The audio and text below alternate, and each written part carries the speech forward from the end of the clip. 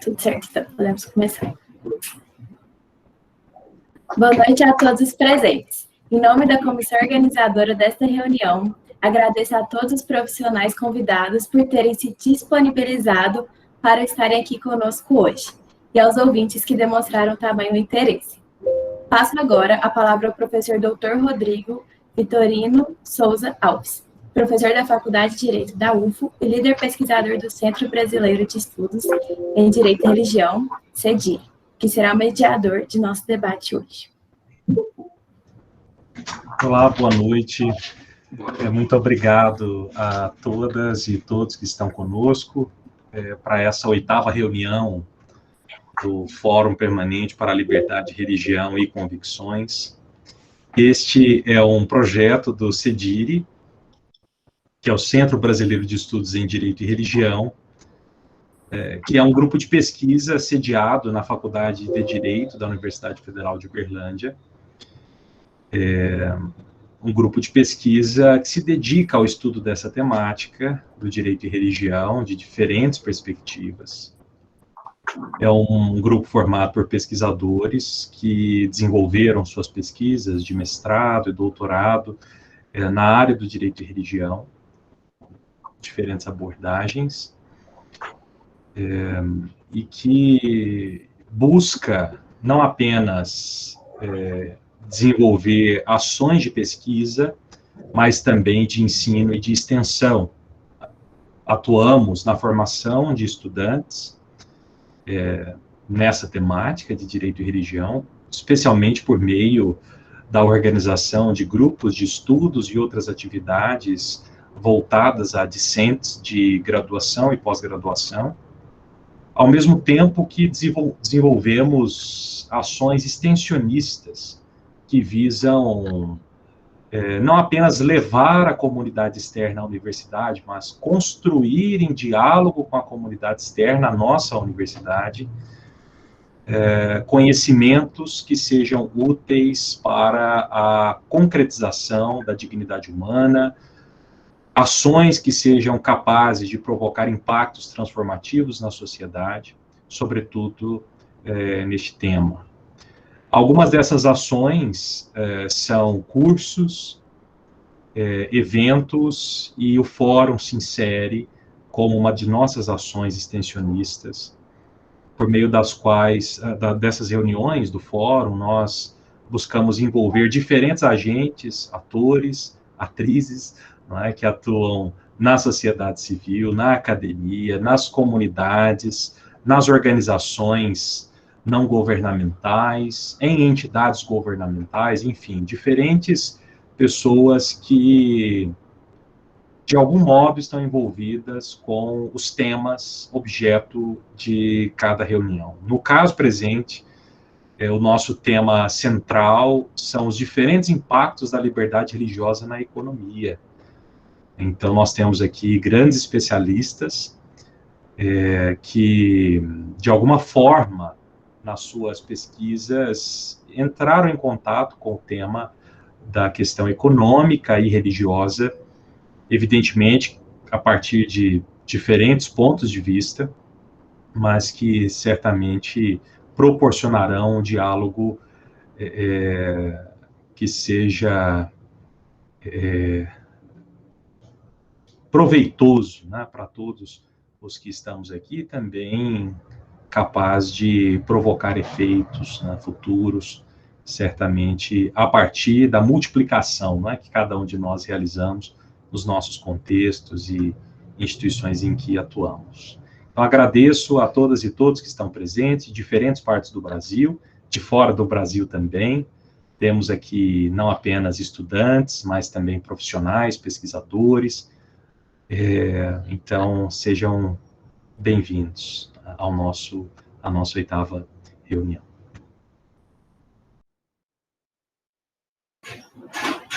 Neste momento, informo que todos os participantes ouvintes precisarão ficar com os microfones e vídeos desligados, para evitar interferências, pelo que já agradecemos.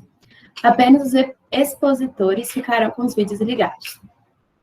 Nessa primeira reunião do Fórum de 2021, iniciaremos com uma pequena exposição de cada palestrante.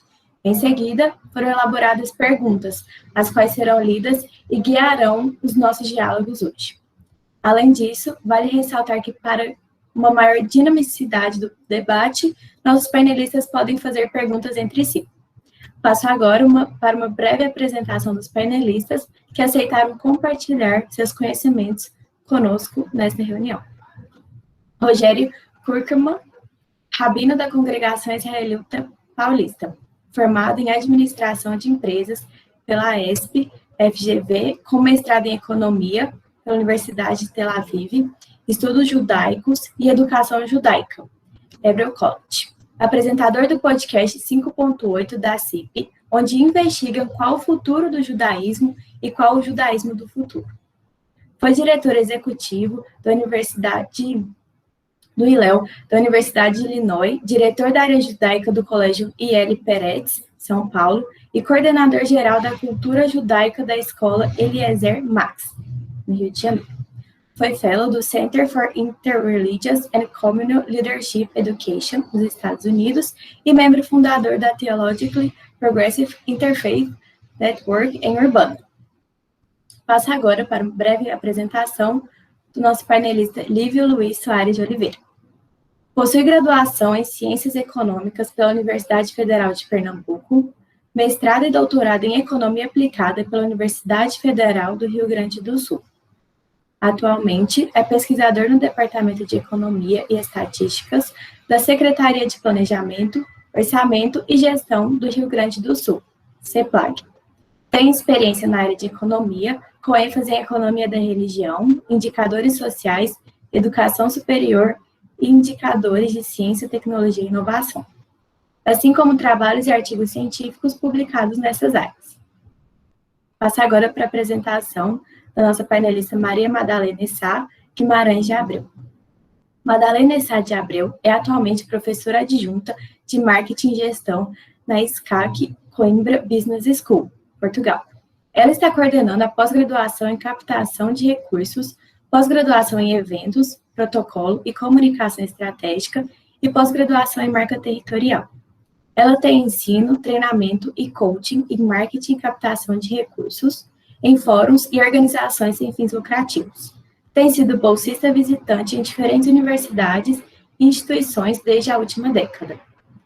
Ela também é autora do livro Português e Marketing Religioso e participa de diferentes instituições de caridade e atividades de voluntariado. Atualmente, ela é vereadora sem competências delegadas na Câmara Municipal de Coimbra. Fabiano Jantar. Doutor e mestre em Direito, Estado e Constituição pela Universidade de Brasília, MBA em Finanças pela FGV, diretor-geral da Escola Superior de Advocacia do Distrito Federal, professor do Instituto Brasiliense de Direito Público, advogado especialista em sistema financeiro. Agradecemos mais uma vez a presença de nossos convidados. Passo agora a palavra para o mediador da noite. Muito obrigado. Agradeço mais uma vez aos nossos painelistas por terem aceito o convite para estarem conosco. Nós iniciaremos com as exposições introdutórias de cada um dos nossos participantes aqui deste painel, por aproximadamente 10 minutos. Né? Teremos inicialmente Fabiano Jantar, depois Maria Madalena, Rogério Kurkman e Lívio Luiz Soares.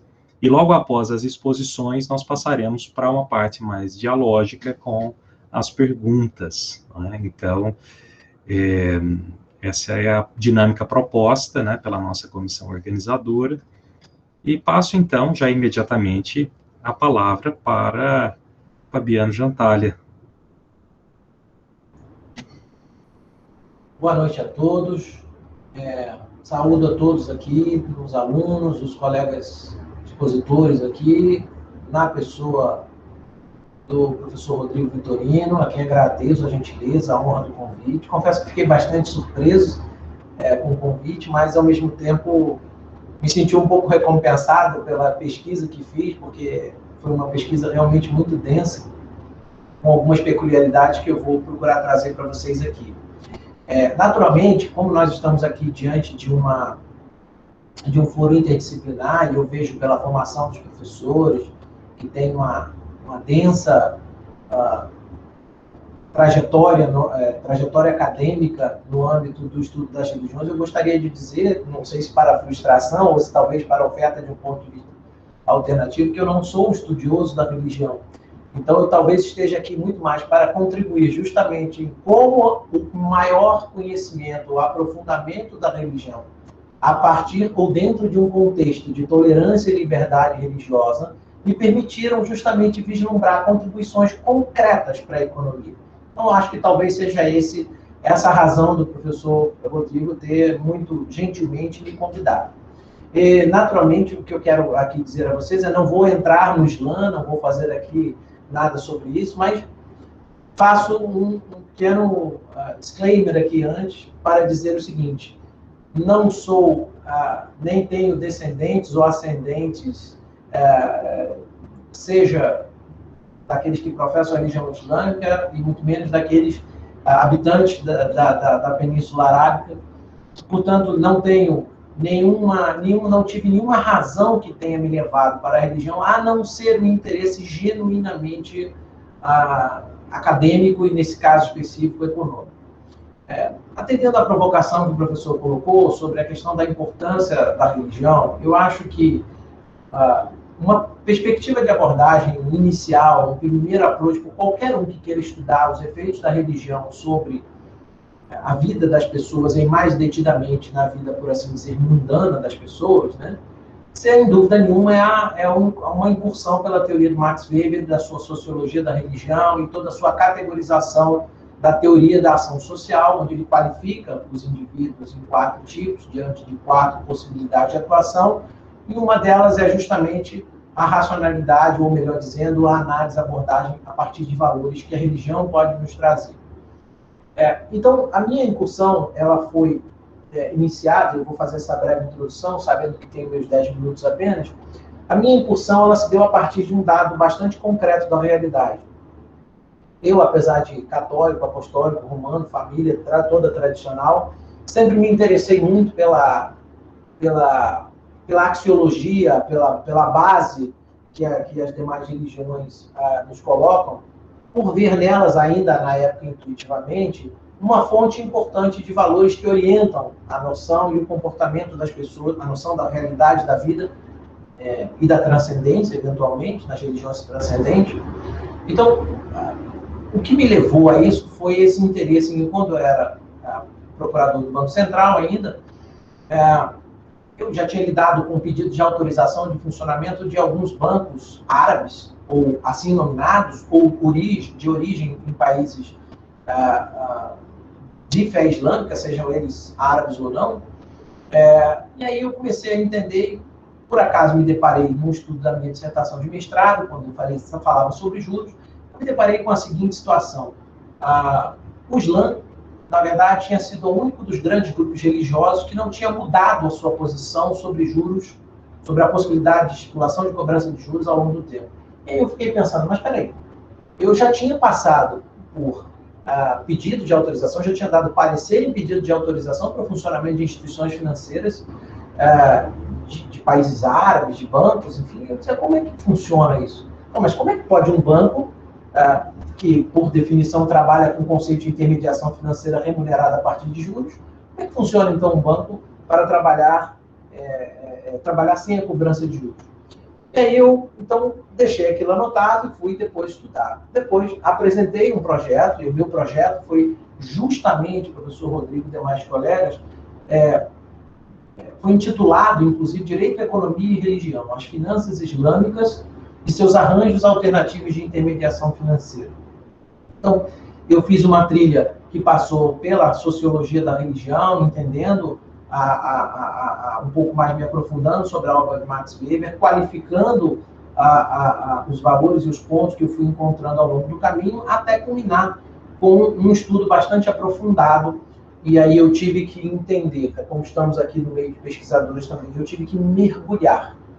Então, como eu tive muita dificuldade, eu moro em Brasília, de acessar outras pessoas em embaixadas, algumas embaixadas muito fechadas, muito resistentes, Eu, então, peguei um avião, fui até a Inglaterra, na Universidade de Durham, que é uma universidade no norte da Inglaterra. É a penúltima estaçãozinha antes da Escócia, que é 3 horas e meia de Londres.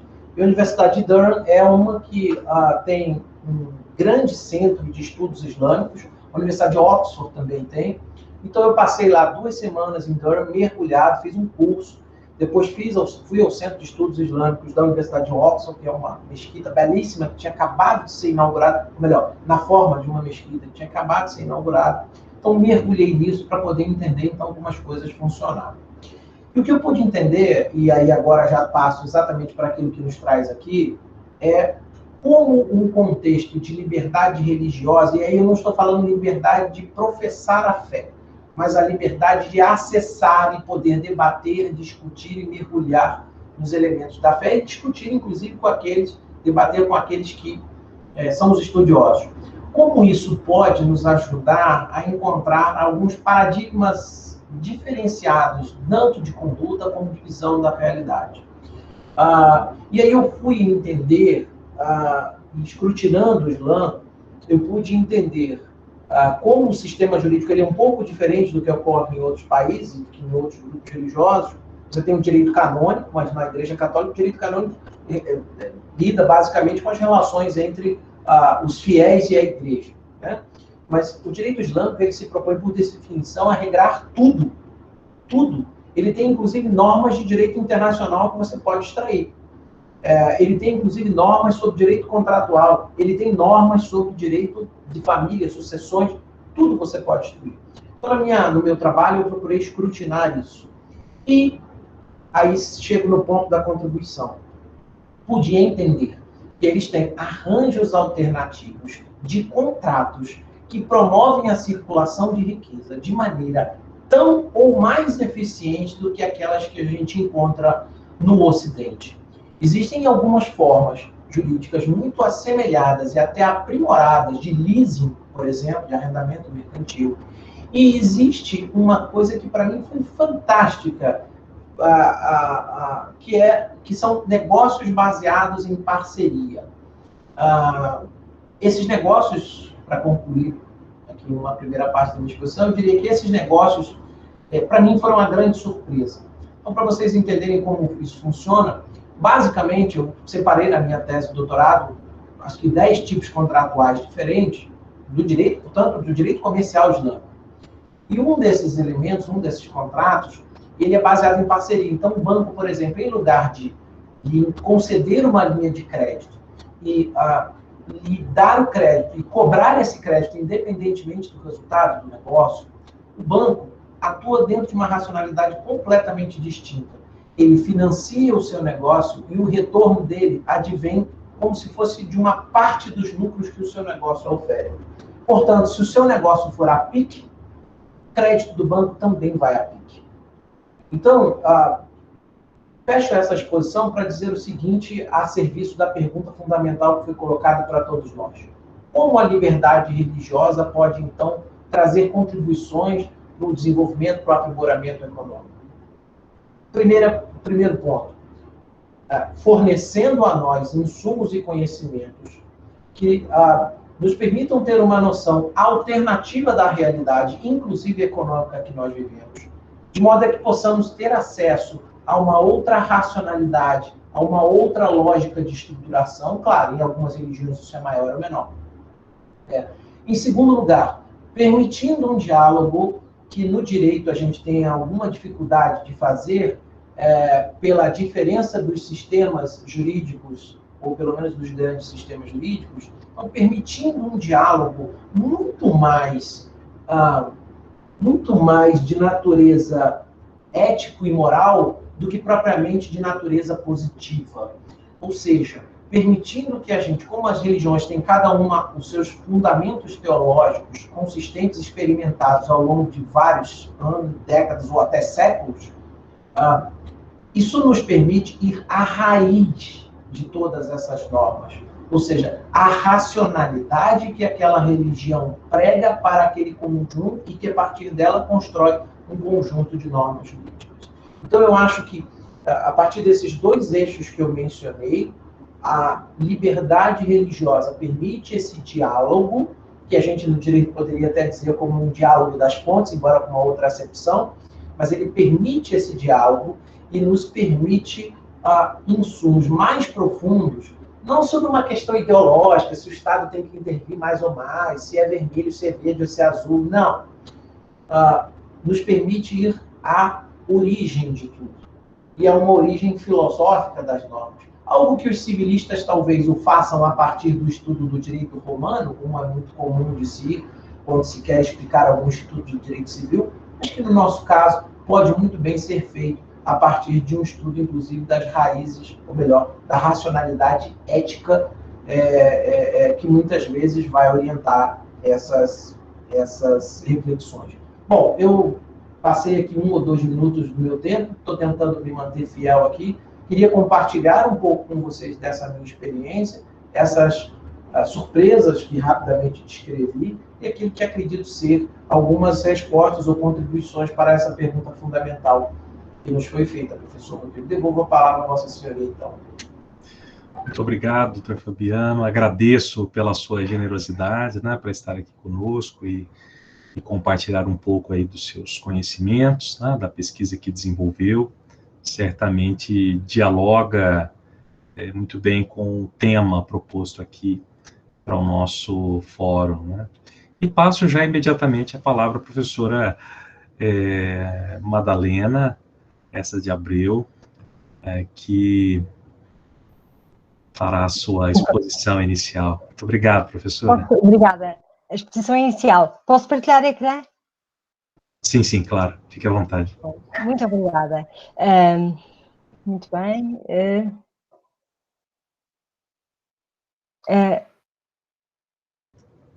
Eu peço desculpa. Acho que tem talvez um ícone apresentar agora. Sim, tá. Sim, muito obrigada. Desculpe que eu agora estava. Bem, só dizer então, controlar aqui o meu tempo e dizer que achei uma delícia agora a introdução aqui do Fabiano. Permita-me que eu trate assim, Fabiano, porque, entretanto, estava a pensar que engraçado. Nós partimos, acho que, de extremos opostos quase, não é?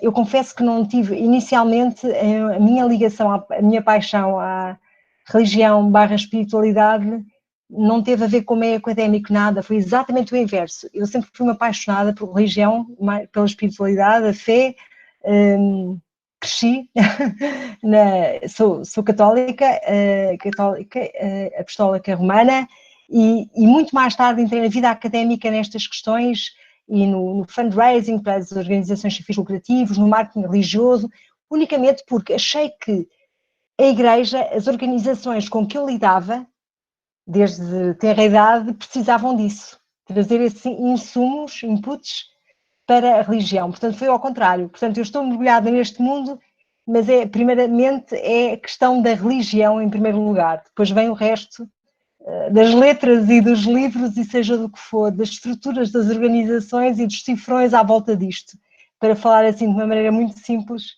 Então, vou aqui partilhar... peço desculpa. Apresentar aqui então assim uma... Eu vou ser muito sincera, é que eu estou aqui com alguma dificuldade porque ajuda-me, porque eu estou habituada a utilizar os softwares da apresentação, destes de Zoom, etc, etc. E este nunca utilizei. E na apresentação eu vou buscar o meu ecrã. Sim, isso mesmo. Muito bem. Uma janela, um separador... Pode ser a janela específica do PowerPoint, ou que é possível escolher. Muito bem. Pronto, toda a gente está a ver, imagino. Ainda não. Agora sim. Muito bem. Eu fui agora neste momento buscar umas fotografias que eu não tinha aqui, só porque soube que o Rodrigo tinha estado aqui em Celas a viver, portanto, recorda-se este largo. Sim, passava aí quase todos os dias. Muito bem, então olha, tenho que voltar assim brevemente. É meu convidado. É este o sítio por onde andava, assim toda a gente consegue também ver esta questão. Onde é que passava? Pronto, então, rapidamente deixar-vos 3 ou 4 coisas também depois para iniciarmos o nosso diálogo. Bem, por onde é que eu comecei também, e quando eu comecei a aproximar a ciência, o conhecimento, ou neste momento técnicas da área da gestão e muito concretamente do marketing, para ir buscar isto para ajudar a Igreja. Neste caso, obviamente, eu falo da Igreja Católica e onde estou inserida aqui em Portugal. Bem, só vos dizer o seguinte, que durante muito tempo, e pelo menos aqui em Portugal, e eu sei que é muito diferente no Brasil e no resto do mundo, e obviamente cada religião tem uma forma diferente de lidar e de utilizar estas ferramentas, mas sempre houve aqui muito receio de utilizar ferramentas de gestão para a Igreja. Esta realidade foi ultrapassada, não é? Mas quando eu comecei a trabalhar o marketing religioso, era visto como uma coisa um bocadinho assim assustadora. Foi muito engraçado as reações que eu tive, e concretamente até foram pessoas ligadas à Igreja e padres em concreto que acharam muito bem, e não as pessoas que estavam da área da gestão e do marketing, que não queriam aproximar-se da Igreja. Havia assim, um certo receio. Para mim pareceu-me óbvio e que era fundamental as técnicas e as ferramentas do marketing estarem ao serviço da Igreja, porque têm objetivos também que são semelhantes, que são os mesmos, não é? E hoje em dia sabemos que o marketing é imprescindível, não é? Nas organizações que se preocupam exatamente com o quê? Com o serviço das pessoas. Portanto, não há nada mais óbvio do que utilizar uma ferramenta como o marketing de comunicação, uma ferramenta que se preocupa por perceber com quem está a lidar, que desejos é que existe, que necessidades, e de uma forma estratégica ir de encontro a estas populações, não é? E hoje em dia, cada vez mais, e vocês brasileiros, é com quem eu estou a aprender, e digo-vos já, que tenho neste momento uma das minhas alunas brasileiras, eu tenho a sorte de ter alunos brasileiros aqui comigo em Coimbra, que é fantástico, e uma aluna está a fazer uma dissertação sobre precisamente o marketing digital na Igreja, o marketing religioso digital. E a Priscila é brasileira, porque obviamente que eu acho que este tema não interessaria muito às portuguesas, mas os brasileiros que aqui vêm trazem-nos isto e aprendemos imenso com vocês, tenho a dizer desde já. Portanto, obviamente que se havia pessoas, ainda há porventura algumas pessoas que acham que é estranho utilizar no marketing alguma coisa que é vista como que pode ser fraudulenta ou tentar manipular de uma forma negativa a pessoa e que não deve ser usado na Igreja. Pelo contrário, o que nós hoje reconhecemos, e já há autores por todo o mundo que o dizem, bem utilizadas estas ferramentas ajudam a instituição Igreja ou qualquer organização religiosa a cumprir a sua missão. E pronto, então aqui assim uma série de princípios do marketing que toda a gente conhece, não é? De conhecimento do mercado, de pensar qual é a estratégia para ir de acordo a esse mercado e de acordo, obviamente, com o contexto em que se insere essa religião, essa organização. Desafios atuais, assim muito rapidamente. Quais são os desafios do marketing na Igreja Católica? Eu diria duas questões que também são óbvias e têm que ver com todo o tipo de religião e qualquer organização. Donativos e fundraising, é uma organização sem fins lucrativos, a Igreja, portanto tem que ter donativos para viver, não é? Para subsistir, para a sua sustentabilidade, no médio e longo prazo, e fazer campanhas e trabalhar estrategicamente a sua angariação de fundos. Colocou-se muito agora com a pandemia esta questão do marketing digital, e eu tenho seguido um pouco aquilo que se tem feito, quer em Portugal, quer também do próprio Vaticano. Eu diria que eu pessoalmente estou muito contente e eu tenho sido uma atora nesta questão do marketing digital e nestas ferramentas todas digitais ao serviço das comunidades. E tenho tido experiências interessantíssimas de oração, de encontros religiosos. Obviamente que não podemos ir à missa pela internet, mas há aqui uma aproximação que eu acho que tem sido muito proveitosa para todos. E temos que utilizar cada vez mais estas ferramentas e utilizá-las bem. Isso é que é importante. E pensando agora exatamente no desafio, e novamente uma fotografia aqui também sobre Coimbra, já que me falaram em Coimbra, eu fui agora buscá-las. Esta fotografia é tirada sobre o rio Mondego, que é o rio que atravessa a cidade, a partir do Seminário Maior da cidade de Coimbra. Este era o tópico com que vocês nos desafiaram, os diferentes impactos da liberdade religiosa na economia. Primeiro apontamento, todos conhecem, eu fiquei a pensar, obviamente, na liberdade religiosa. E indo à Wikipédia, que é uma ferramenta muito útil que nos assiste a todos, eu gostei muito de ver aqui escrito esta questão da economia ao estudo das escolhas dos indivíduos e que possibilita e compatibiliza as escolhas de todos, portanto, para o bem comum, diria eu já, obviamente, também aqui impregnada da nossa linguagem, que é muito própria, pelo menos na religião católica é aquela que eu uso. Peço desculpa aos outros participantes, porque porventura, provavelmente, os conceitos muitas das vezes são os mesmos, a língua, os vocábulos que se usam, as palavras são outras, mas para designarem a mesma realidade. E olhando para esta questão da escolha individual, eu não posso deixar então de olhar para esta questão, liberdade religiosa, não é? E obviamente que hoje aqui nós temos um fórum, e foi buscar aqui esta citação de Chesterton, liberdade religiosa deve significar que toda a gente é livre de falar da religião, e ainda mais ele também diz, mas gosto de dizer, e da sua religião. E cada um estando, obviamente, alicerçado, ancorado na sua âncora, na sua coluna. E todos assim é que realmente podemos ganhar com este nosso debate, com esta nossa conversa, com este diálogo. O diálogo em si é uma finalidade, não para encontrarmos um consenso e convencermos uns aos outros, não, é para ganharmos todos e crescermos neste diálogo, nesta troca. E o discernimento, que é uma palavra que eu gosto muito, não é? É muito importante. Dentro da religião católica, eu ensino-me muito e aquilo que me ajuda, e a minha comunidade está ligada a uma comunidade chamada jesuítica, que foi fundada, portanto, esta ordem é fundada por Santo Inácio de Loyola há mais de 5 séculos, onde este conceito do discernimento é fundamental. E que tem a ver com nós temos várias escolhas e, portanto, há que saber escolher e escolher o melhor bem, ou escolher aquilo que ele chama, Santo Inácio mesmo Loyola dizia, escolher o mais, das várias possibilidades que nós temos à nossa frente, e há várias possibilidades que são igualmente boas. O discernimento, perceber a cada momento o que é que nos é pedido, onde é que está aquilo que mais nos humaniza, é escolher o mais acima de tudo.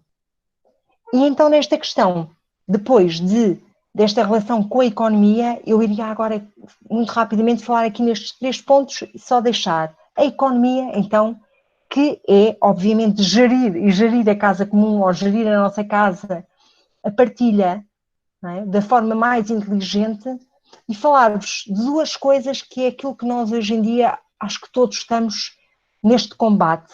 Queremos dizer não à pobreza, e queremos também dizer não à exclusão. Isto são 2 conceitos, aliás, mais de conceitos, são 2 realidades que têm sido muito trabalhadas dentro da Igreja e que têm a ver, obviamente, diretamente com a questão da economia, não é? Não podemos realmente continuar a aceitar que existam bolsas de pobreza, é indigno da humanidade num século XXI.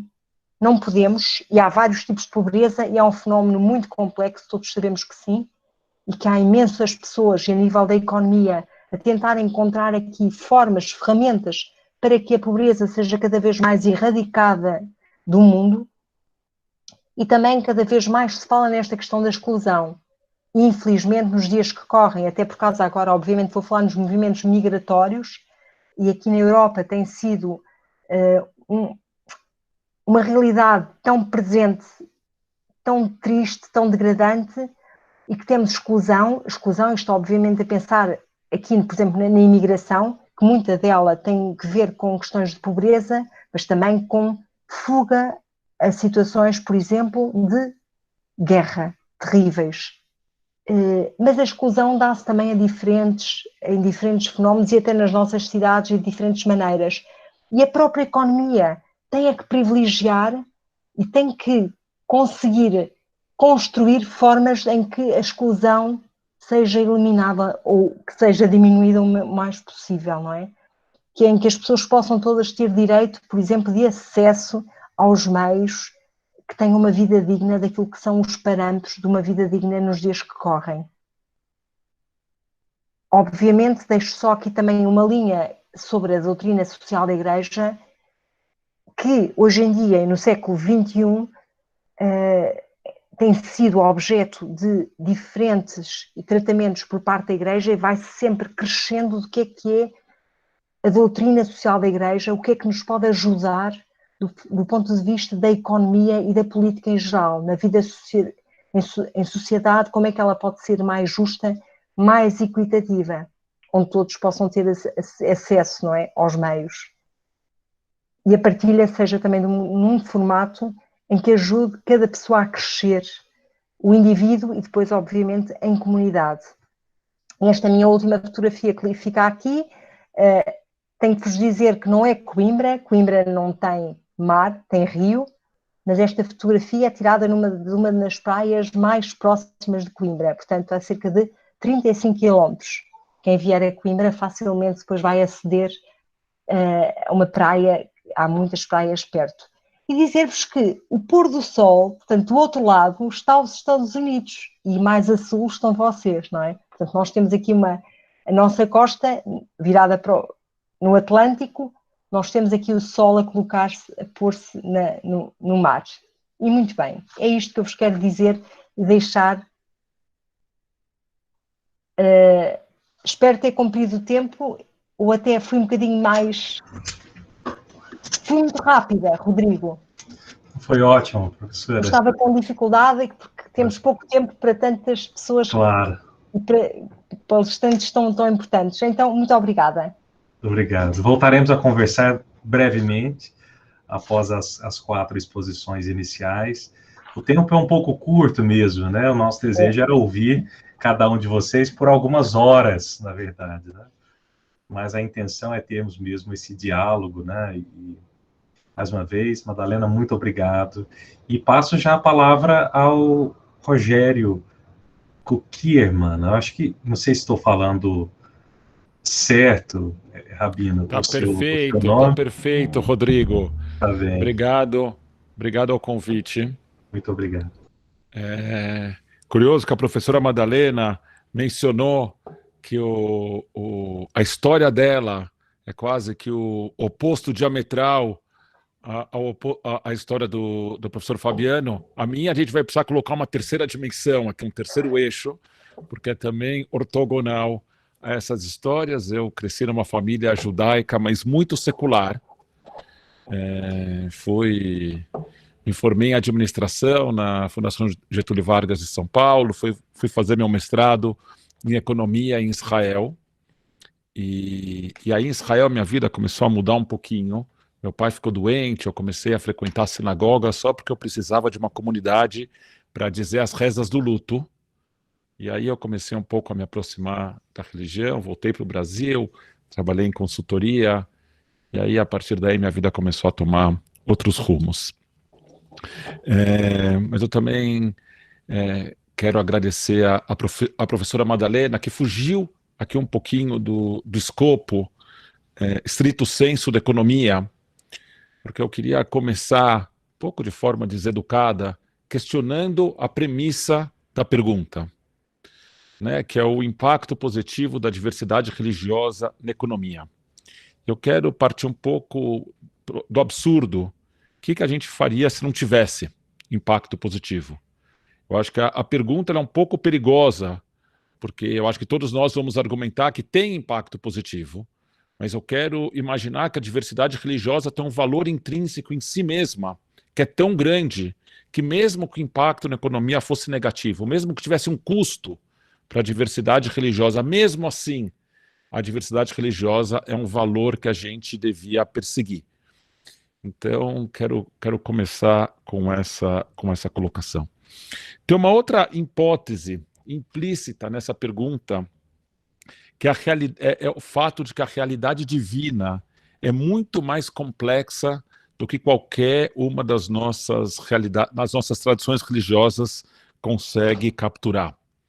De alguma forma, para os economistas e para os matemáticos, é como se fosse uma projeção de um objeto de mais dimensões num plano de menos dimensões. A gente pode imaginar um objeto tridimensional e a sua projeção num plano bidimensional. A gente sempre tem perda da complexidade daquele objeto original e, portanto, quanto mais projeções a gente tiver, mais próxima pode ser a nossa inferência com relação ao objeto original.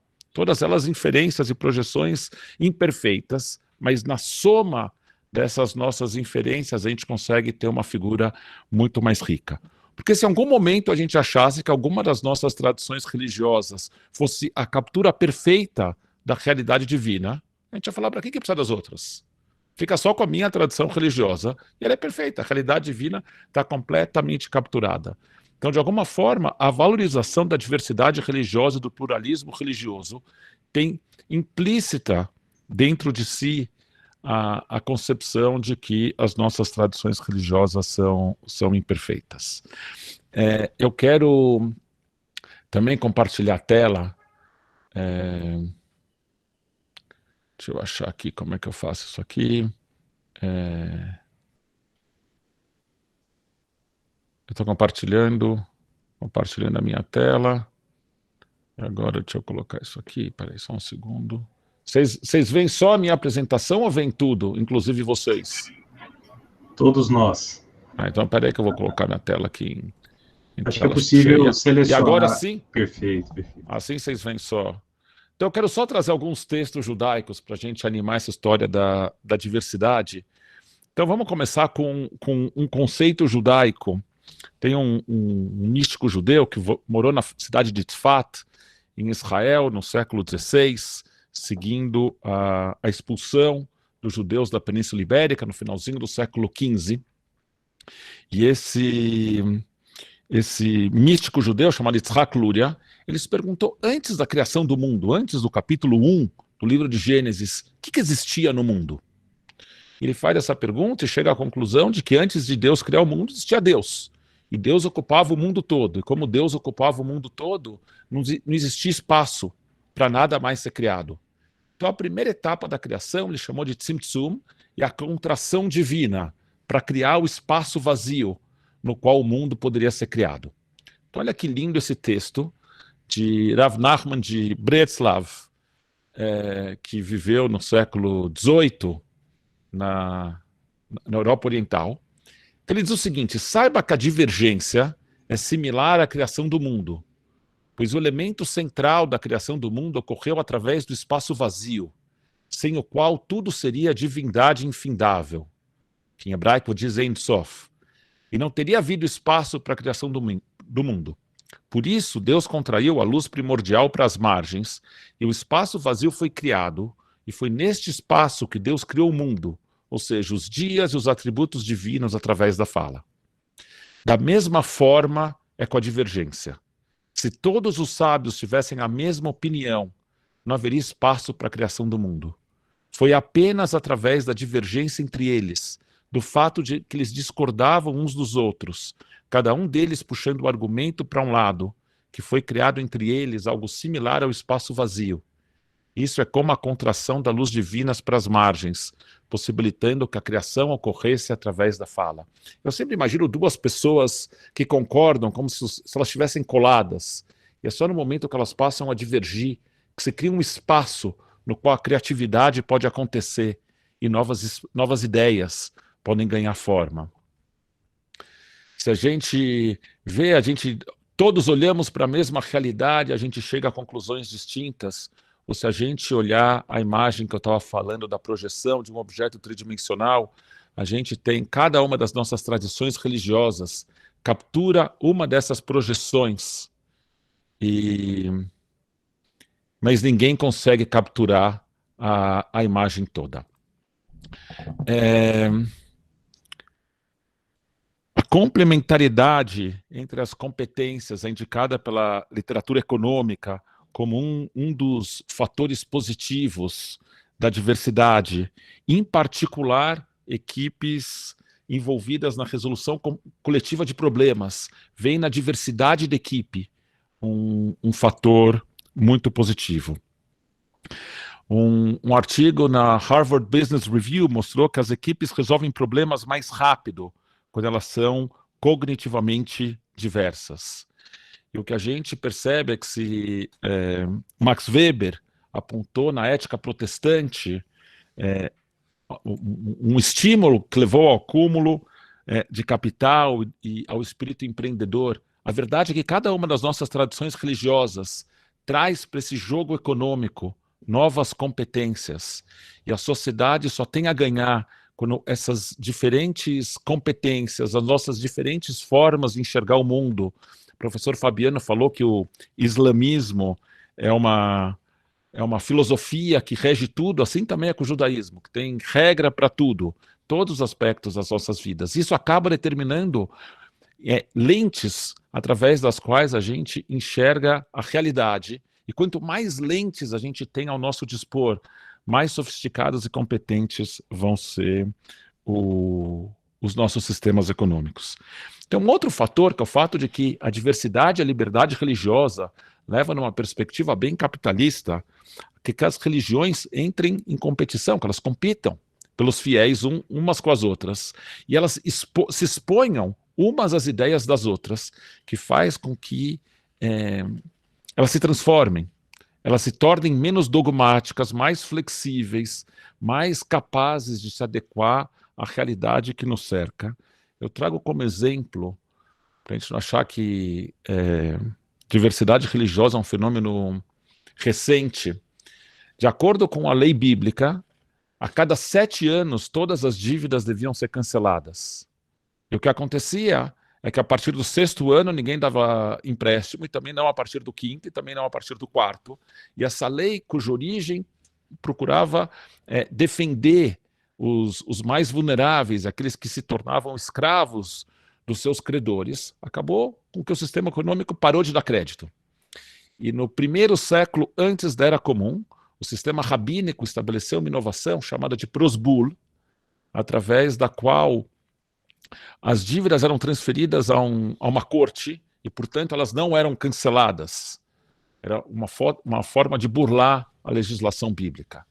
O judaísmo, em contato com outras culturas e vendo que o congelamento dos empréstimos que se percebia na cultura judaica não era necessariamente verdadeiro em outras tradições, que essa regra não era válida para todas as culturas, o judaísmo se transformou até naquele que é o seu texto mais central. E esse é também uma das vantagens da diversidade religiosa.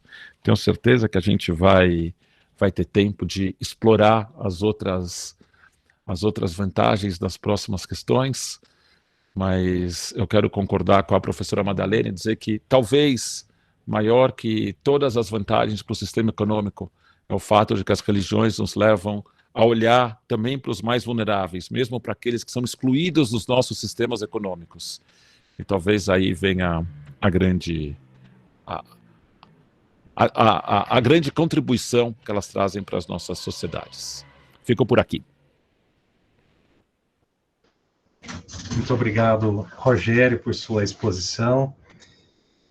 Temas interessantíssimos aqui, muito bom que estamos conseguindo, inclusive, dialogar, né, uns com os outros, então, isso é muito bom, né, os temas, né, estão conversando e perspectivas diferentes, evidentemente, né, sobre esses impactos, né, mas que certamente dialogam entre si, né, de alguma forma. E agora eu já passo imediatamente para o nosso 4º expositor, né? Dr. Lívio Luiz Soares. Boa noite a todos. Estão me escutando? Sim, Lívio, perfeito. Em primeiro lugar, eu gostaria de agradecer ao professor Rodrigo Vitorino pela honra do convite, né? Eu realmente me sinto honrado. Também é uma honra estar aqui com os demais panelistas, né, e com os demais participantes aqui deste evento. Bom, eu gostaria de resumir de uma forma bastante rápida como é que eu cheguei à economia da religião, que é um dos temas de minha pesquisa. Tá? Eu nasci numa família cristã, na verdade eu me converti a Cristo quando eu tinha 10 anos de idade, E sempre os valores cristãos foram cultivados na minha família, né? Então, em determinada etapa da minha vida, eu tive a opção de escolher entre uma das possíveis alternativas para ingressar na universidade, escolhi economia. E então, depois, eu, de terminado o curso de graduação, lá em Pernambuco, eu vim para aqui, para o Rio Grande do Sul, em 2002, para fazer mestrado, e foi no doutorado onde eu fiz a opção por conciliar duas das minhas paixões, né? A economia e a religião, e a minha tese de doutorado é justamente sobre ensaios de economia e religião e torneios de promoção de organizações religiosas. Bom, eu gostaria de compartilhar aqui a apresentação de slide. Espero que esteja aqui fazendo certo aqui.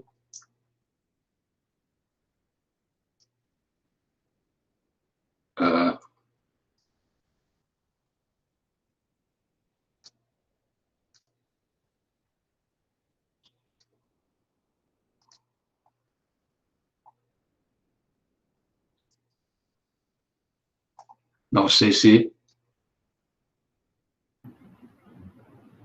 Acho que está havendo um probleminha. Eu vou voltar novamente. Não apareceu para o senhor a tela do apresentar? Sim.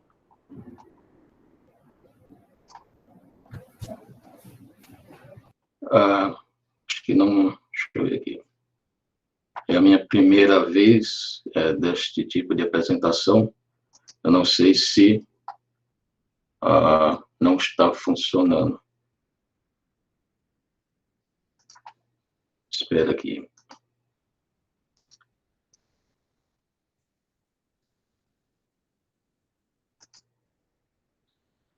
Eu estou com uma dificuldade aqui para apresentar aqui e compartilhar a tela.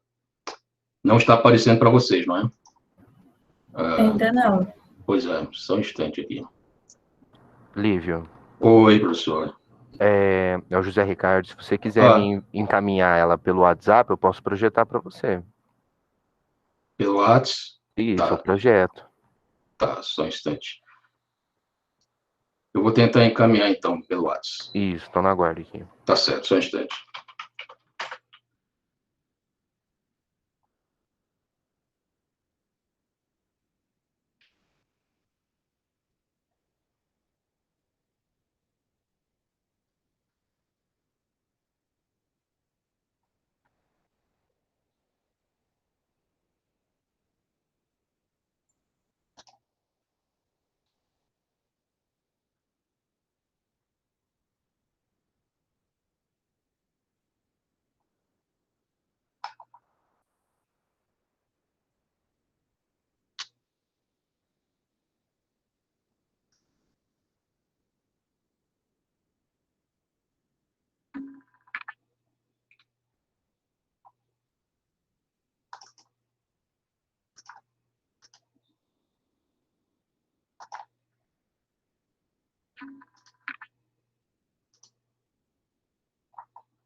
Pronto. Está compartilhado no WhatsApp. Não sei se você teve acesso aí. Estou abrindo aqui, estou baixando. Tá.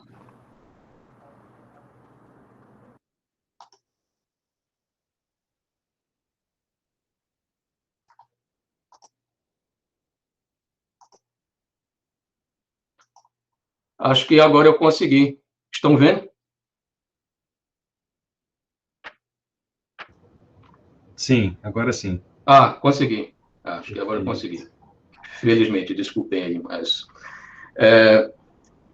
eu gostaria de apresentar um gráfico a respeito da distribuição das religiões no mundo, apenas para contextualizar a importância da religião no mundo, né? Aqui nós temos os dados de 2017 do Pew Research Center em relação à distribuição das diferentes religiões em nível mundial. Os dados são de 2015.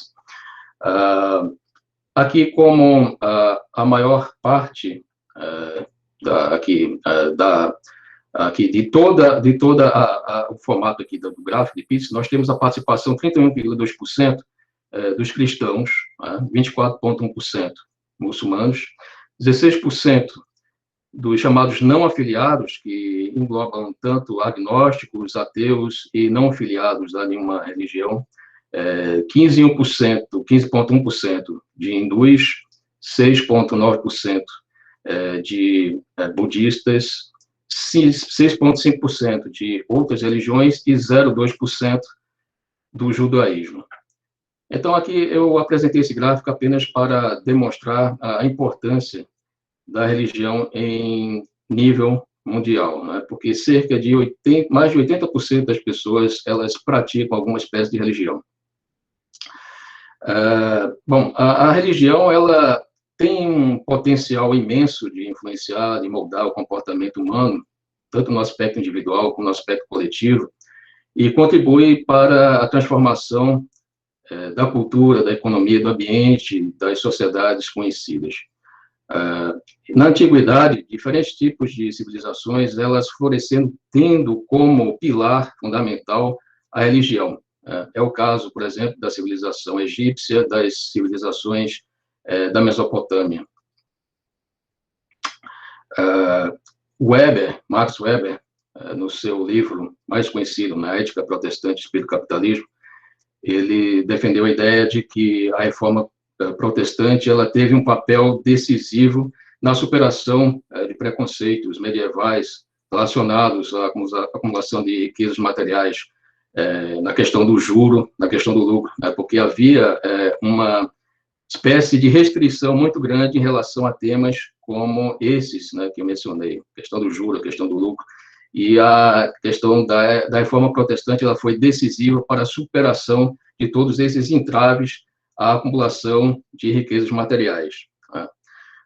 O espírito do capitalismo, que foi um dos principais conceitos elaborados por Max Weber, ele estando associado à ética protestante, ele foi fundamental para o desenvolvimento econômico de alguns países como a Holanda, a Suíça e a Inglaterra.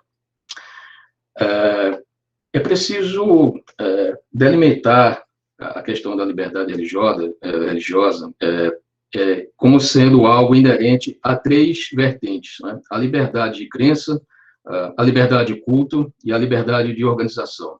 A liberdade de crença ela está relacionada à questão da pessoa poder escolher a religião que ela quiser, ou trocar a religião que ela tem por outra religião, ou então de não ter nenhuma religião.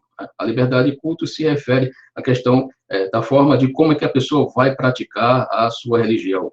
Tem a ver com os ritos, com os rituais. E a liberdade de organização se refere à questão de que as diferentes religiões elas podem dispor livremente dos seus bens, né, do seu patrimônio, para estruturar, para organizar a sua forma de culto.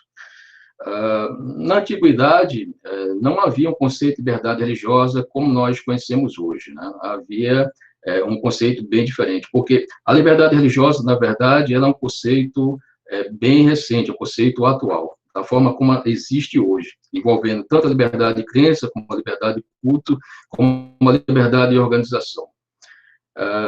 Apenas para exemplificar aqui um caso que é realmente sui generis, porque Israel ele era uma sociedade que desenvolveu o culto monoteísta, que, na verdade, as sociedades em volta, os países, as nações que estavam em volta de Israel, eram todas sociedades politeístas. E Israel foi uma sociedade que desenvolveu o monoteísmo, o culto a um único Deus. E no Israel antigo não havia uma liberdade religiosa tal como nós conhecemos hoje, né? Por conta dos mandamentos do Decálogo: não terás outros deuses diante de mim, né, primeiro, e não farás outras imagens de escultura.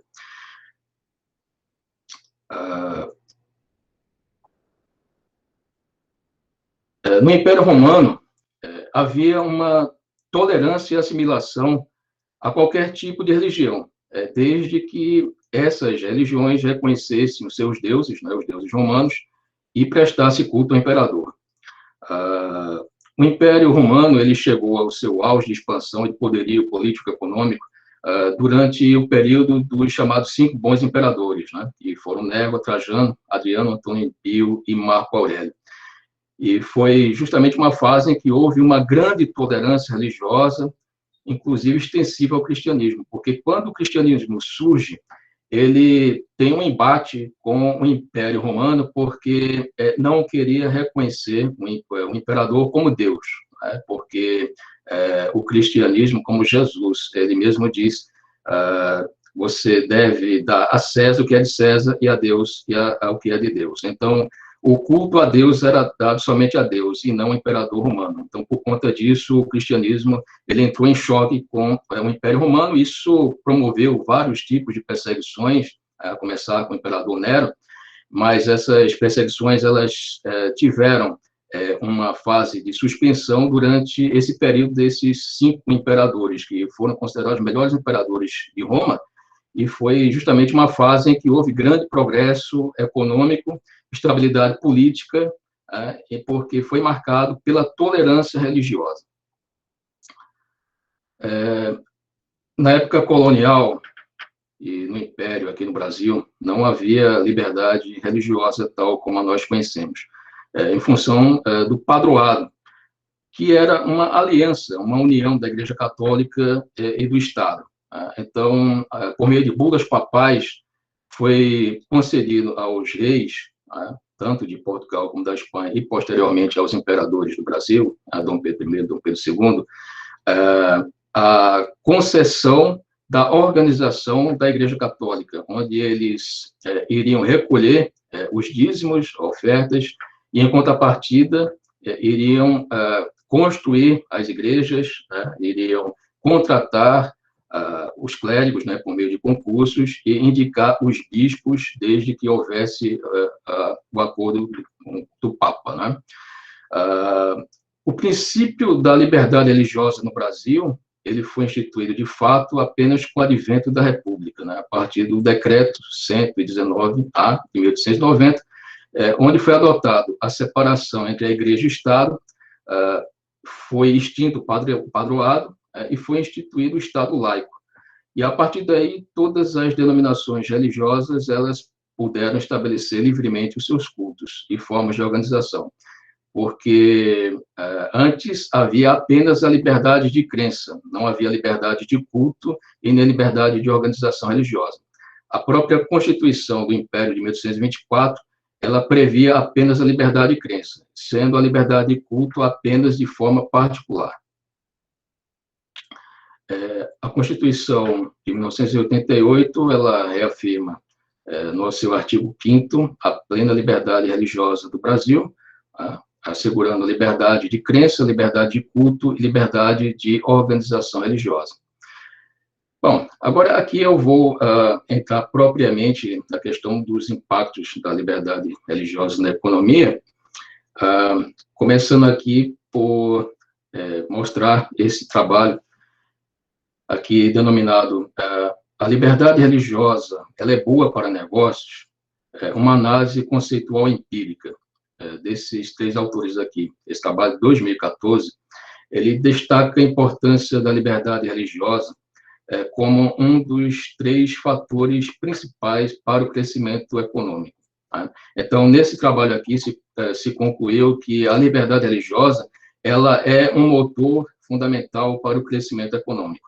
Os outros 2 seriam a liberdade monetária e também a média do crescimento dos últimos 5 anos. Então, esses 3 fatores, segundo esse estudo, eram os principais motores do crescimento econômico. Nesse estudo aqui, com dados de 2011, aqui nessa amostra de 173 países, foi encontrada uma correlação positiva entre a liberdade religiosa e a competitividade econômica, sendo que a liberdade religiosa ela foi mensurada pelo nível de restrições estatais à religião.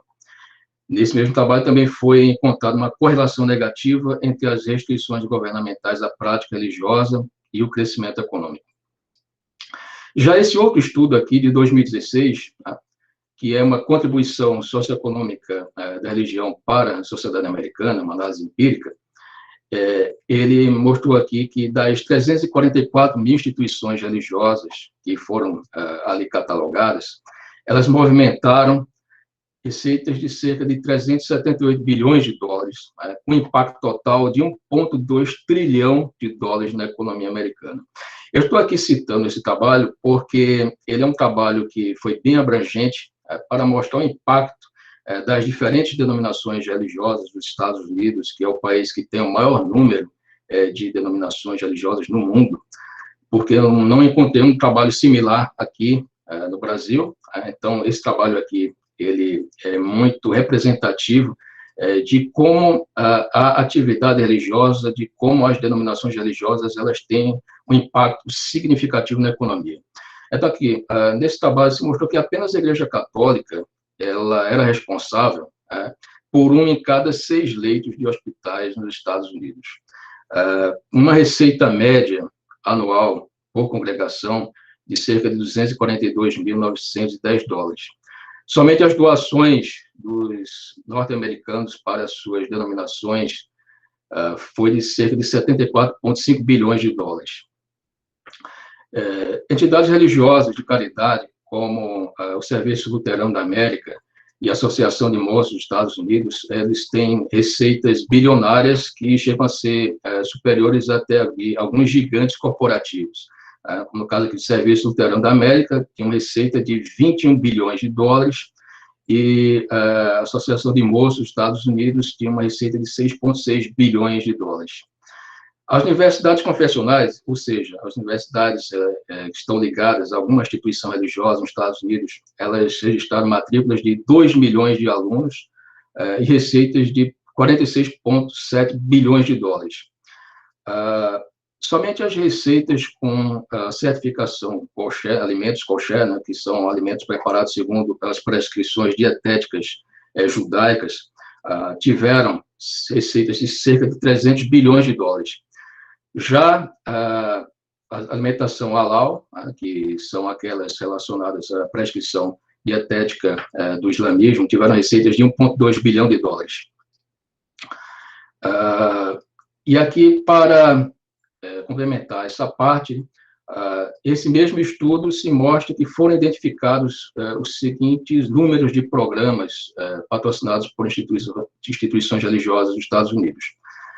Cerca de 130 mil instituições, programas de recuperação de álcool e de drogas, 94 mil programas de suporte a veteranos e suas famílias, 26 mil programas relacionados à prevenção e suporte a pessoas com HIV, e 121 mil programas relacionados a treinamento e capacitação de desempregados. Bom, então, era isso no momento. Muito obrigado, Lívio, pela sua exposição. É interessante ter mencionado os estudos aí desenvolvidos pelo Brian Greene, que é o presidente de uma fundação que discute esse tema. Inclusive, houve uma publicação que ele participou da coordenação no Brasil sobre esse tema. É claro que não com esse grau de profundidade da pesquisa que ele desenvolveu, que foi uma pesquisa empírica, né, de altíssimo nível, mas até tenho aqui a obra, até participei dela com um dos autores, que é Liberdade Religiosa e Desenvolvimento Econômico. Depois a gente pode divulgar também para quem tiver interesse, mas de fato precisamos de uma pesquisa assim, aqui no contexto nacional, né, muito relevante. Quero aqui, mais uma vez, agradecer aos nossos painelistas e passamos, então, às rodadas, às perguntas, né?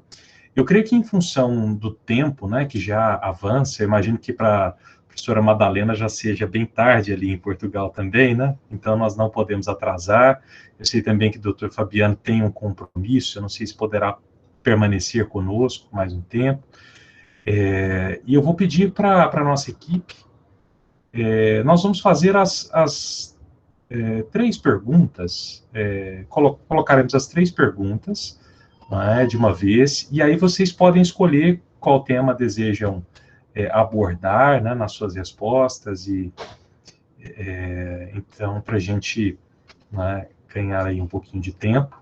Então, nós temos 3 perguntas, e aí eu peço que a nossa equipe também coloque depois no chat aqui do Google Meet, para os nossos painelistas poderem utilizar, né? Então, vamos primeiro Hanna, depois Victor e Gabriel. Então, vamos fazer e depois abrimos para as considerações dos nossos painelistas. Boa noite, eu sou Hanna, vou fazer a primeira pergunta. De que forma a proteção da liberdade religiosa e a criação de ambientes de respeito à pluralidade religiosa podem contribuir para a promoção do desenvolvimento econômico? Boa noite a todos e todas. Meu nome é Victor e irei realizar a segunda pergunta aos ilustres expositores. Quais os impactos econômicos da discriminação e violência por motivos religiosos? Boa noite, meu nome é Gabriel e eu farei aqui a terceira pergunta para os nossos painelistas. De que modo as crenças religiosas podem interferir em processos e atividades de natureza jurídica? Ok, então temos aí as 3 perguntas. Temos aqui também Sérgio registrando uma pergunta sobre a questão do marketing, né? Imagino que todos estão com acesso aí ao chat, né? Então, a pergunta do Sérgio é: a questão do marketing exagerado, especialmente no ambiente do protestantismo neopentecostal, não pode gerar distorções? Interrogação. Então, temos aí essas 4 perguntas e passo aos nossos painelistas, né, para as considerações. Dr. Fabiano, gostaria de começar? Pois não. Me ouve agora? O microfone é ativado aqui, né? Sim, sim, perfeito. Olha, eu vou passar, então, as 3 perguntas de uma maneira bem rápida. Eu acho que a primeira delas, de que forma a proteção podem contribuir para a promoção do desenvolvimento econômico. Temos 2 planos aqui. Primeiro, um plano mais teórico, mais, vamos dizer assim, deôntico das coisas, que envolve a riqueza da interlocução que pode haver entre as diferentes religiões. Então, quando você protege a liberdade religiosa, cria esse ambiente de respeito, você cria um caldo para a interação entre diferentes sistemas religiosos, entre diferentes adeptos desses sistemas, e isso favorece, inclusive, as trocas econômicas, do ponto de vista, inclusive, internacional. Eu faço, inclusive, menção a algumas situações com as quais me deparei, uma delas, uma discussão sobre a possibilidade de celebração de um contrato entre um banco de origem, vamos dizer assim, de matriz islâmica e uma determinada indústria, um determinado grupo hoteleiro. E esse grupo hoteleiro foi buscar o financiamento, e o financiamento foi negado, claro que não por uma questão aqui de discriminação, mas foi negado porque, em algum momento, se constatou que produtos que eram contrários à fé islâmica eram ostensivamente comercializados naquela rede hoteleira. Então, foi aventada a possibilidade de se adequar àquele regramento, enfim, não houve um consenso em relação a isso, e aí esse negócio acabou não sendo realizado. Claro que nós não estamos falando aqui de intolerância, mas estamos falando de um cenário em que a falta de um maior diálogo, ou talvez até de uma maior flexibilidade, tenha levado a esse tipo de discussão. Mas existe também, quando a gente exacerba isso para ações de política externa, uma série de obstáculos, e não é preciso ser nenhum estudioso de política internacional de religião para isso. Alinhamentos estratégicos que são feitos entre países em função de, digamos, mandatários circunstanciais, aqueles que ficam em 1 ou 2 mandatos, e acabam prejudicando todo um histórico de relações internacionais entre países. Isso contribui, não só não contribui para a promoção do desenvolvimento econômico, como ceifa uma série de oportunidades de negócios. Segundo, os impactos econômicos da discriminação e da violência por motivos religiosos. Acho que aqui a questão me parece mais simples. Me parece, para além do intuitivo, me parece facilmente provável que há uma maior frequência, o índice de discriminação e violência corresponde uma menor possibilidade de diálogo e do estabelecimento de um ambiente de negócio favorável a essas trocas econômicas. Então, acho que os impactos econômicos são verdadeiramente negativos nesse ponto. de que modo as crenças religiosas podem interferir em processos e atividades de natureza jurídica. Eu confesso a todos que não tinha a dimensão exata dessa pergunta até eu me aprofundar nos estudos da tese de doutoramento. Quando eu comecei a entrar e verificar como os contratos estão baseados, eu até tem um capítulo lá da minha tese que eu falo sobre todo o sistema, claro, com as limitações próprias de um pesquisador, né? Mas tudo aquilo que eu pude consolidar, eu levei pelo menos uns 6 a 8 meses de pesquisa para escrever esse capítulo, em que eu mostro a base teológica, a base da chamada ética econômica islâmica. Então, eu comecei a perceber o quanto, é bem verdade que nós estamos diante de um sistema que se propõe a disciplinar todos os aspectos da vida dos seus fiéis, mas o quanto essa base teológica influencia na visão, como o professor, acho que Kuhlmann colocou, como ela coloca uma lente para a percepção dos atos e fatos econômicos e, portanto, influencia de maneira determinante na moldagem, na arquitetura jurídica desses institutos. Então, eu acho que, de que modo, eu diria, seria mais fácil dizer de que modo ela não interfere, porque ela constitui um verdadeiro fator determinante para a moldagem dessas estruturas. Isso é muito evidente no sistema islâmico, muito mais do que a gente pode perceber. A religião está presente em todos os aspectos jurídicos de todos os contratos celebrados e, portanto, constantes da teoria geral de contratos deles. Acho que respondi todas as perguntas, professor. Acho que nesse ponto sim, né? Sim, com certeza. E é interessante que isso ocorre não apenas no islamismo, né?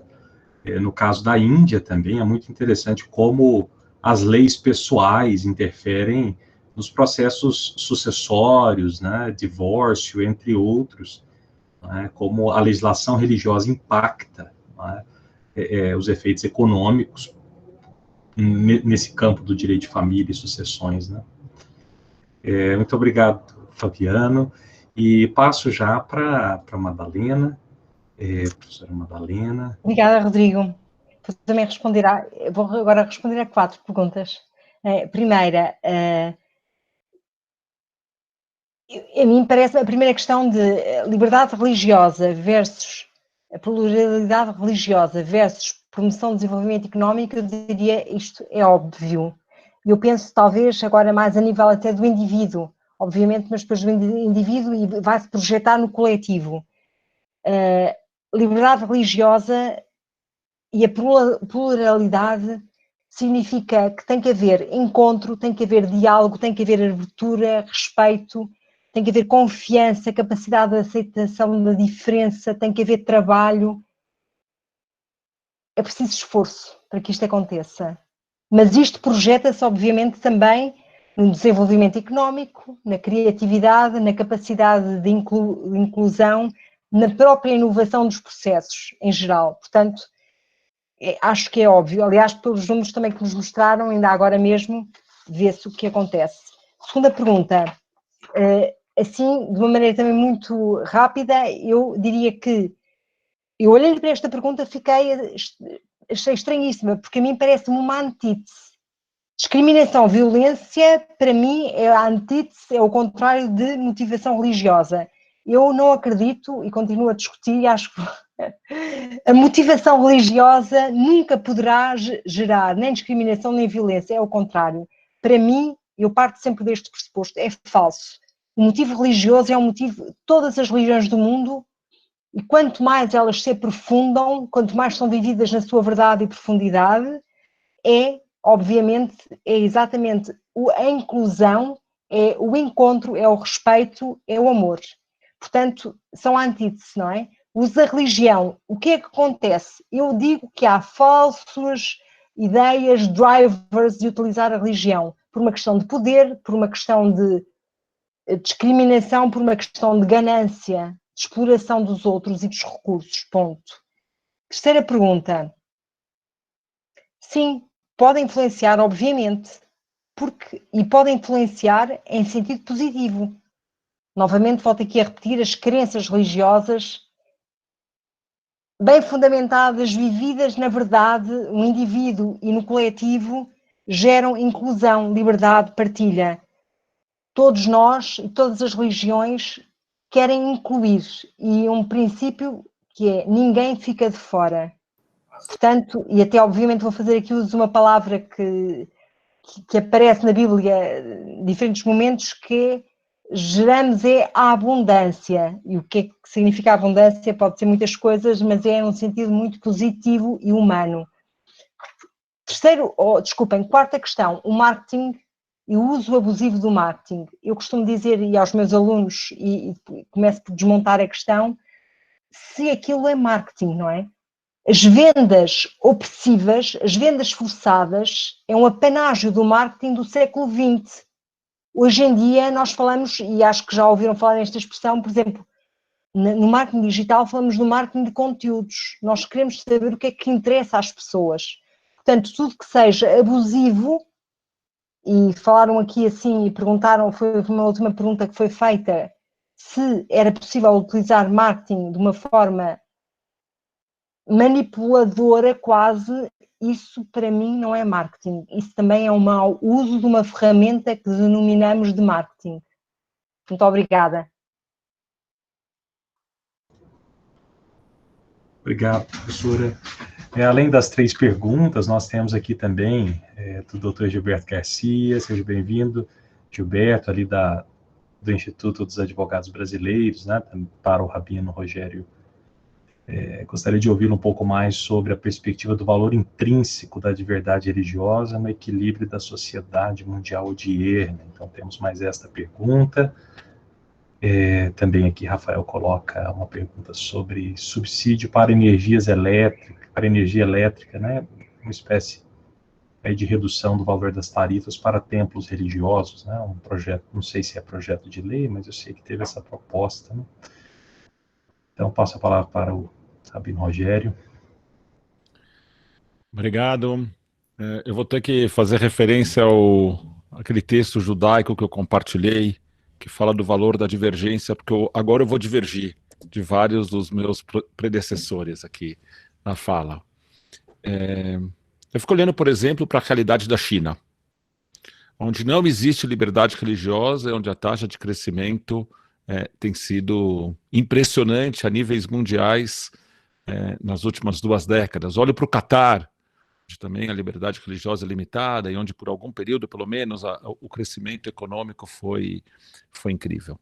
E é por isso que eu falo que a liberdade religiosa tem que ser valorizada de forma intrínseca, não necessariamente pelo impacto que ela tem no crescimento econômico, porque podem ter situações em regimes totalitários, em regimes em que não existe a liberdade religiosa, e que mesmo assim o desenvolvimento econômico aconteça. Da mesma forma que eu acho que a gente não pode submeter a nossa avaliação da democracia aos impactos que ela tem no crescimento econômico, a gente não pode submeter a diversidade religiosa aos mesmos critérios. Óbvio que diversidade religiosa também é um termo subjetivo, tá certo? O professor Lívia, eu acho, falou de como na Israel bíblica não era uma sociedade de liberdade religiosa. Religiões monoteístas não tendem a ser lá não tendem a exibir grande tolerância com relação a outros sistemas religiosos, porque acreditam que existe um Deus que determinou aquela tradição religiosa. E, portanto, qualquer outro sistema religioso ou é supérfluo ou é falso. Quando uma religião detém o poder de um Estado e usa desse poder de Estado para estabelecer os seus preceitos religiosos como lei nacional, a gente começa a limitar a liberdade religiosa. Tem um discurso famoso de uma deputada estadual do estado de Michigan, que fez o seguinte discurso. Ela disse: eu sou uma judia ortodoxa, eu na minha casa tenho jogos de pratos e talheres separados para carne e para leite. Mais do que isso, eu tenho 4, porque eu tenho para Páscoa judaica, para carne e leite, tenho para o dia a dia para carne e leite. E eu nunca vim aqui, a essa tribuna, defender que o estado de Michigan legislasse sobre a quantidade de pratos que cada família devia ter. A minha tradição religiosa permite o aborto. Eu não entendo porque o estado de Michigan legisla o que acontece na minha vagina. Pelo uso da palavra vagina, ela foi suspensa da legislatura. Mas quando alguns sistemas religiosos se concedem o poder de estabelecer que as suas crenças religiosas devem virar lei, a gente está num sistema em que a liberdade religiosa está limitada. E aí a gente vê um pouco de que forma as crenças religiosas podem interferir em processos e atividades de natureza jurídica. A gente vê quais impactos econômicos da discriminação e violência por motivos religiosos. Em algumas situações, como é o caso da Holanda, século XVIII, século XIX, como o caso dos Estados Unidos, no século XX, a liberdade religiosa levou a excelentes resultados econômicos. Mas como eu argumentei no começo, eu não acho que isso seja estritamente necessário, nem necessariamente verdadeiro em todos os casos. Mas eu acho que a liberdade religiosa e a criação de um ambiente de respeito à pluralidade religiosa podem, no longo prazo, criar um respeito às instituições, que pode sim, no longo prazo, gerar desenvolvimento econômico, ou pelo menos um desenvolvimento econômico mais sustentável, mais justo e mais igual, que no final das contas é o que a gente quer. Eu acho que eu respondi todas as perguntas. Muito obrigado, Rogério, e passo imediatamente para Lívio, Dr. Lívio, fazer as suas considerações também. Obrigado, professor Rodrigo Vitorino. Gostaria de tecer algumas considerações em relação à primeira pergunta especificamente, de como a questão da liberdade religiosa, da proteção da liberdade religiosa e também do pluralismo religioso impactam no desenvolvimento econômico. E aí eu gostaria de citar dois exemplos históricos. O primeiro seria o caso da expulsão dos judeus, em 1492, da Espanha, pelos reis católicos, Fernando e Isabel de Aragão, do chamado Edito de Alhambra, decreto de Alhambra, em 1492. Então, esse decreto, ele forçava os judeus que eles tivessem de se converter ao catolicismo, ou então eles seriam expulsos da Espanha. Então, eles tinham somente essas duas alternativas. E esse decreto ele foi responsável por um esvaziamento econômico muito grande da Espanha, porque houve esse tipo de violação à liberdade que os judeus já exercitavam há séculos na Espanha. Então, eles foram expulsos, os que não quiseram se converter ao catolicismo, eles foram expulsos da Espanha. E muitos deles foram recebidos de braços abertos pelo sultão do Império Otomano. E ele disse o seguinte, ele disse a seguinte frase: muitos dizem que os reis Isabel e Fernando de Aragão são sábios, mas, na verdade, os que dizem isso são tolos, porque eles dois me deram de presente os maiores tesouros que eles tinham na Espanha, que eram judeus.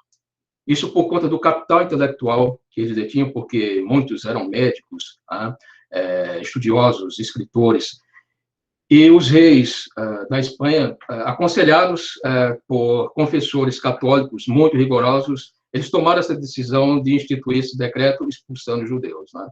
Então, o impacto na economia espanhola foi muito negativo por conta disso. E outro segundo exemplo histórico foi da migração dos puritanos ingleses para os Estados Unidos, porque havia uma perseguição por parte da Igreja Anglicana em relação às religiões, às denominações protestantes minoritárias. E então esses puritanos eles se dirigiram aos Estados Unidos para fundar uma nova Canaã. Então lá eles criaram um ambiente de liberdade religiosa que foi posteriormente sancionado pela primeira emenda à Constituição norte-americana, que ela institui o direito de liberdade de religião e de não interferência do Estado na prática religiosa.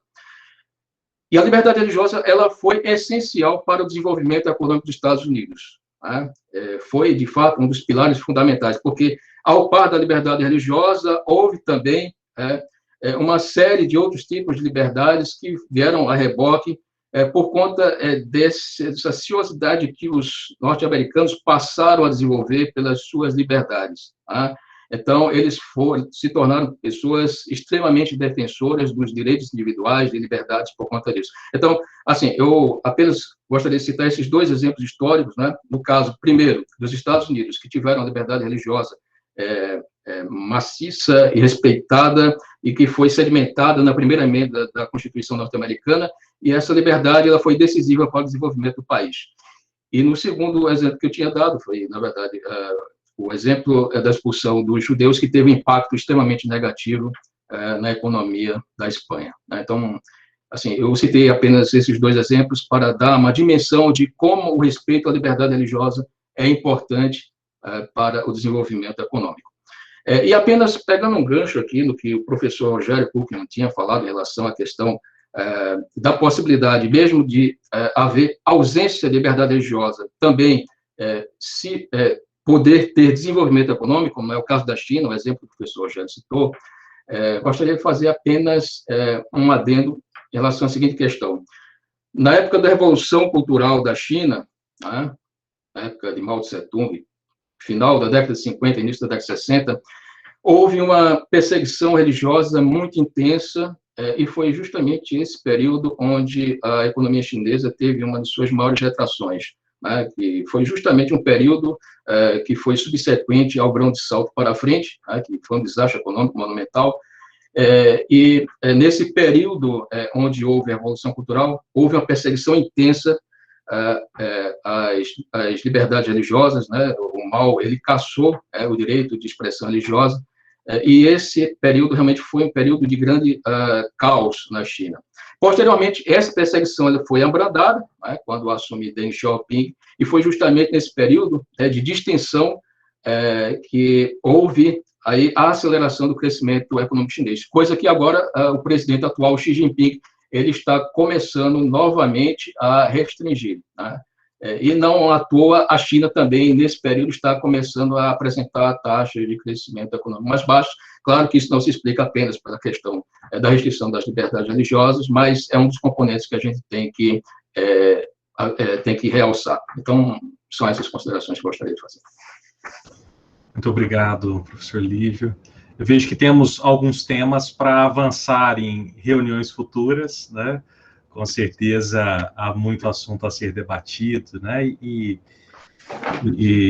estamos muito interessados, enquanto CEDIR, em dar prosseguimento a esses debates, essas discussões em oportunidades futuras. Então, nós já precisamos, infelizmente, em função do horário, chegamos aí ao nosso teto, né? Quero agradecer aos nossos painelistas por terem trazido considerações, abordagens diferentes, mas complementares e que nos ajudam a ter uma perspectiva melhor. Claro que é uma reunião, né, com pouco tempo, né, mas que abre aí para nós, né, imagino que falo em nome de todos os participantes que aqui estão, novos horizontes sobre o estudo, o entendimento acerca dessa relação entre economia e religião, né? Eu acho que esse era o nosso objetivo fundamental, né? E certamente podemos avançar em temas específicos em outras oportunidades, né? Antes de devolver aqui ao nosso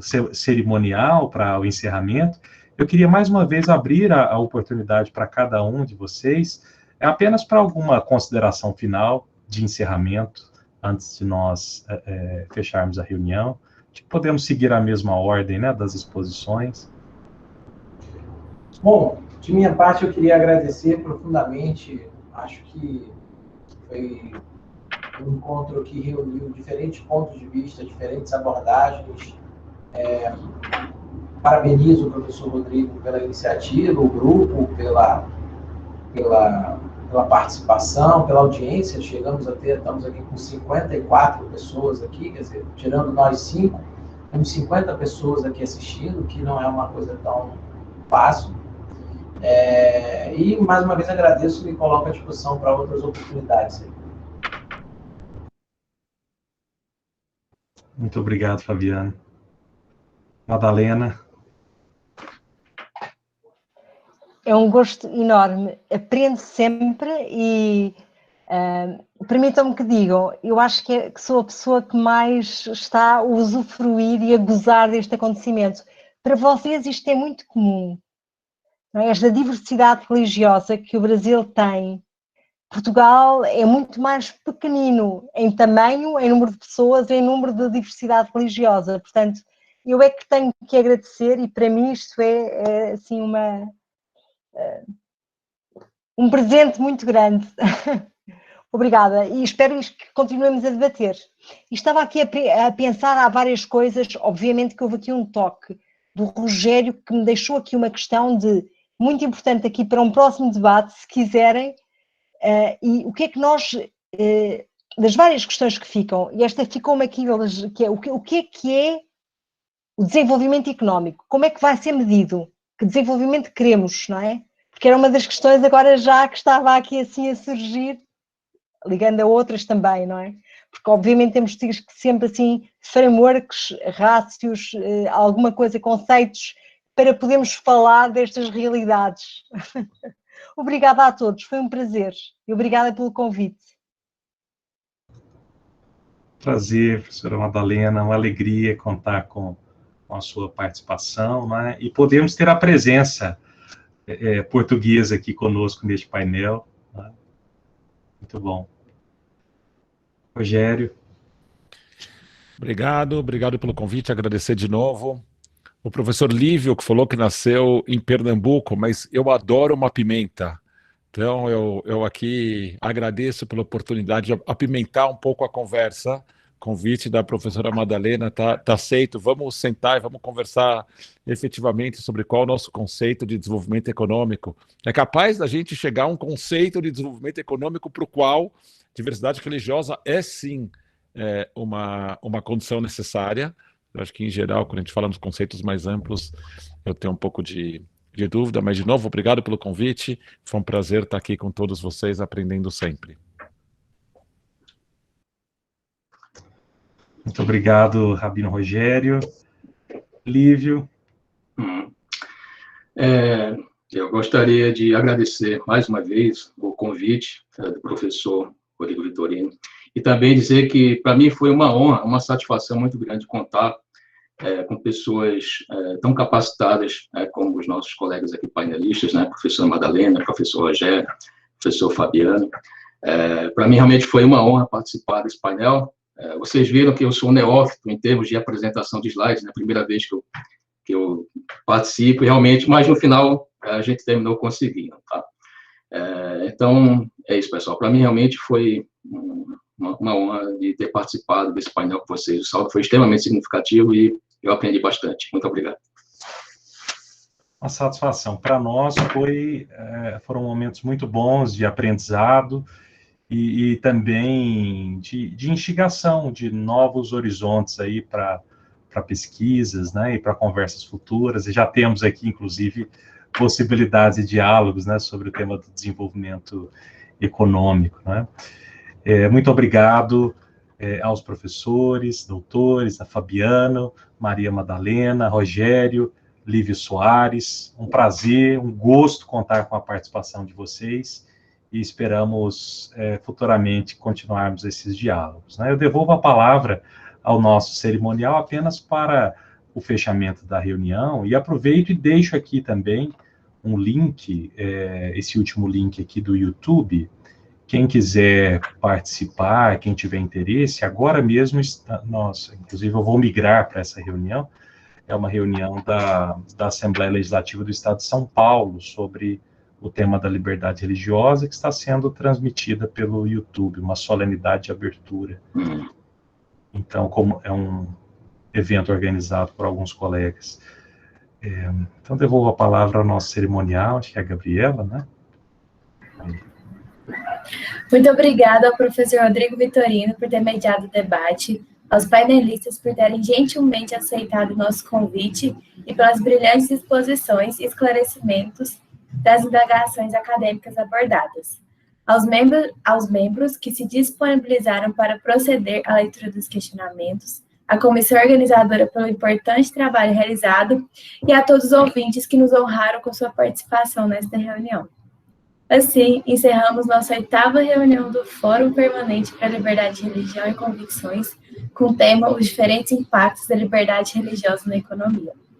Desde já, informamos que em breve iniciaremos a divulgação da 9ª reunião do Fórum, que reunirá profissionais e representantes religiosos sobre temas relacionados à liberdade de religião ou crença. Outras atividades do CEDIRE podem ser encontradas em nosso site, direitoreligião.org. Mais uma vez, obrigada e tenham todos e todas uma ótima noite. Antes de encerrar, só não posso esquecer de pedir a nossa foto. Quem puder ligar a câmera aí para a gente poder tirar uma